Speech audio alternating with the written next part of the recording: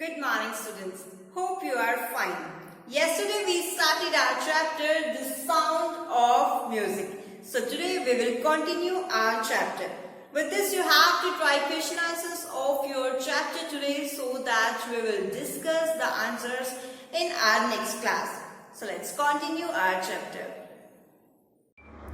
It is intriguing to watch Evelyn function so effortlessly without hearing. अब जैसे Evelyn एक special girl थी, without hearing as थी, still वो इतने सारे अवार्ड्स कैसे ग्रैब कर पाई, उसके फंक्शंस को देखना एक बहुत दिलचस्प रहा. इन are 2 hour discussion she never missed a word. हमारे 2 घंटे की बातचीत में उसने कोई भी ऐसा वर्ड नहीं था जो उसने अनसुना किया हो. Men with the bushy beards give me trouble, she laughed. Even वो बीच बीच में मजाक भी कर रही थी.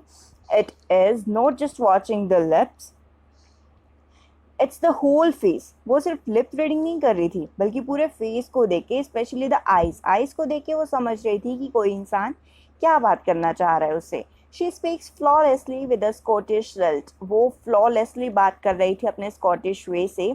My speech is clear because I could hair till I was 11, she says. Even वो कहती है कि मेरी स्पीच क्लियर है क्योंकि मैं 11 साल तक तो सुन सकती थी. But that doesn't explain how she manage to learn French and master basic Japanese.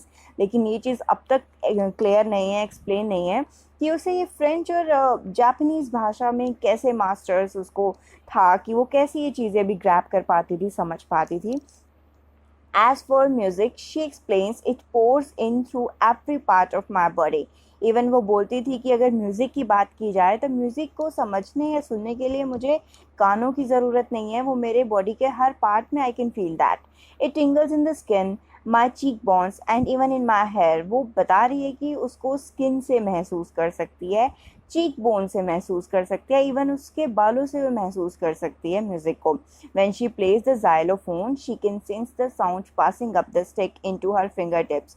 और तो और जब वो xylophone प्ले करती है तो फिंगर टिप से वो महसूस कर लेती है कि वो क्या प्ले कर रही है और कितना सुंदर प्ले कर रही है.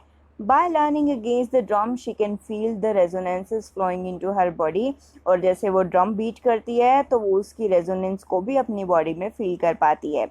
On a wooden platform, she removes her shoes so that vibrations pass to her bare feet and up her legs. और तो और जब वो कोई वुडन प्लेटफॉर्म पे होती है तो वो कुछ भी प्ले करने से पहले अपने शूज़ को रिमूव कर देती है ताकि वो उनकी वाइब्रेशंस को अपने लेग्स के थ्रू पूरी बॉडी में फील कर पाए.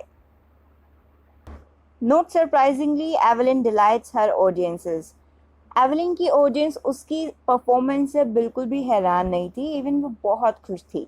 इन 1991 she was presented with the Royal Philharmonic Society's prestigious Soloist of the Year Award. और 1991 में उसको सोलोइस्ट, बेस्ट सोलोइस्ट का रॉयल फिल्हार्मोनिक सोसाइटीज प्रेस्टिजियस अवार्ड से उसको सम्मानित किया गया. Says master percussionist James blade. Even इस बात पे जेम्स ब्लेड ने भी बोला कि गोड may have taken her hearing but he has given her back something extraordinary. God बेशक एवलिन की हियरिंग पावर छीन चुके हैं लेकिन उसको कुछ ऐसा दिया है जो सबसे अलग है, सबसे एक्स्ट्राऑर्डिनरी है. वट वी हेयर, हम जो भी सुनते हैं, शी फील्स, वो फील करती है far more deeply than any of us. हम सबसे बहुत बेहतर फील कर सकती है. That's why she expresses music so beautifully. और यही वजह है कि वो म्यूज़िक को इतने अच्छे तरीके से एक्सप्रेस कर पाती है. Evelyn confesses that she is something of a workaholic. और एवलिन भी कन्फेस करती है कि वो कुछ ऐसी है जिसको कोई स्टॉप नहीं कर सकता काम करने से. वर्कaholic का मतलब जो काम करने के लिए बहुत ज़्यादा उत्सुक रहता हो, जिसे कोई रोक ना सके. I have just got to work. वो कहती है कि मैं सिर्फ काम करने के लिए ही हूँ. Often harder than classical musicians. Classical musician से भी थोड़ा सा शायद ज़्यादा.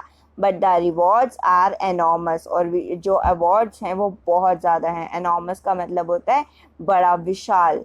Apart from the regular concerts, Evelyn also gives free concerts in the prisons and hospitals. Regular concerts के अलावा एवलिन फ्री में concerts करती थी, चाहे वो जेल हो चाहे हॉस्पिटल्स हो. She also gives high priority to classes for young musicians. Even वो young musicians को भी classes जो है वो provide करती थी. Anne Redcliffe of the Beethoven Fund for Deaf Children says She is shining inspiration for deaf children. They see that there is nowhere that they cannot go.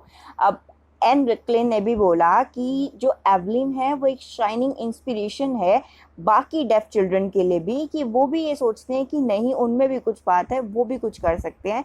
So as a inspiration Evelyn बच्चों के लिए भी काम कर रही थी. Evelyn Glennie has already accomplished more than most people twice her age. Evelyn उन सब लोगों का सपना पूरा कर रही थी जो उनसे ज़्यादा उम्र के थे लेकिन थोड़े से अपाहिज थे या जिनको भी इम्पेरिटी थी उनकी हेयरिंग एड से. She has brought percussion to the front of the orchestra and demonstrated that it can be very moving.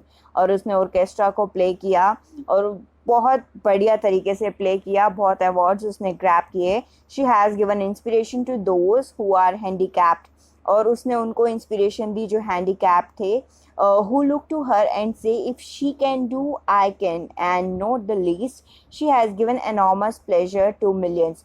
वो उसने बहुत सारे लोगों को इंस्पिरेशन दी कि लोग भी देख के बोलते थे अगर वो कर सकती है तो हम भी ज़रूर करेंगे. इवन उसने बहुत सारे लोगों को खुशियाँ दी. She has given enormous pleasure to millions.